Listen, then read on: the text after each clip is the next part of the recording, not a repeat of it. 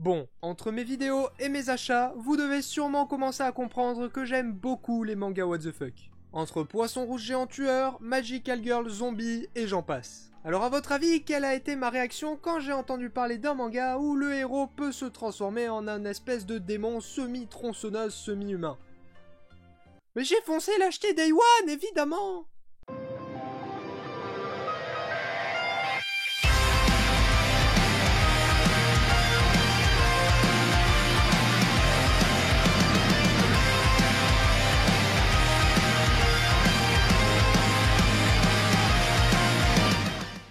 Bon, comme vous l'avez sûrement deviné, aujourd'hui on va parler du manga Chainsaw Man. Sorti le 11 mars 2020, Chainsaw Man nous raconte l'histoire de Denji, un jeune homme dans la dèche la plus totale qui se fait exploiter en tant que Devil Hunter avec son chien démon tronçonneuse Pochita.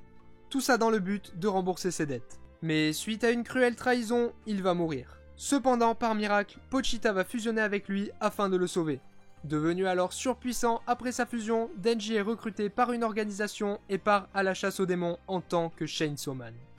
Au Japon, Chainsaw Man est toujours en cours avec 9 volumes, mais est récemment rentré dans son arc final, donc le manga ne devrait pas trop tarder à se terminer. En France, on peut le retrouver aux éditions Kazé avec pour le moment 5 volumes au prix de 7,29 €. Son auteur et dessinateur n'est autre que Tatsuki Fujimoto, déjà connu en France pour son premier manga, le seinen Fire Punch. Et quand on voit sa précédente œuvre, on remarque directement plusieurs choses. Déjà que l'auteur aime bien les trucs what the fuck, mais également que ses mangas sont totalement inclassables tant ils sont spéciaux et changent des mangas auxquels on est habitué. Avec beaucoup de critiques, de symbolisme et une patte visuelle très spéciale. Chainsaw Man, lui, ne déroge pas à la règle. Alors déjà, côté what the fuck, on est servi, y a qu'à regarder la gueule des démons, ils ressemblent à rien, les personnages, ils sont tous teubés comme pas possible, et...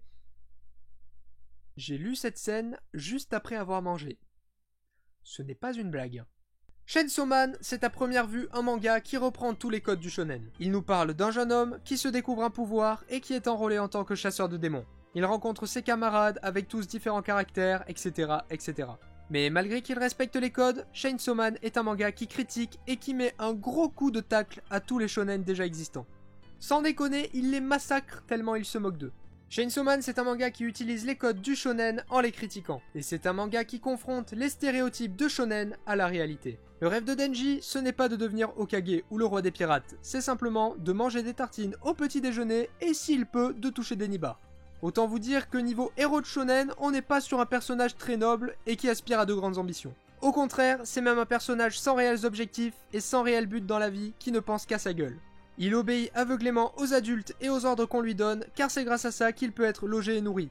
Chainsaw Man, c'est un manga qui va à l'encontre de tous les shonen, et ce de manière très cynique. Les personnages dans ce manga sont tous complètement barges et décalés. Dans Chainsaw Man, ce ne sont pas des héros, ce sont des humains, avec tous les côtés négatifs qui vont avec. Ils vont vivre, essayer d'atteindre leurs objectifs, mais ne vont pas forcément y arriver, puis ils vont mourir. Voilà, ça c'est un personnage de Chainsaw Man. Mais malgré ça, les personnages sont tous extrêmement attachants. Surtout Power. Oui, elle s'appelle vraiment Power.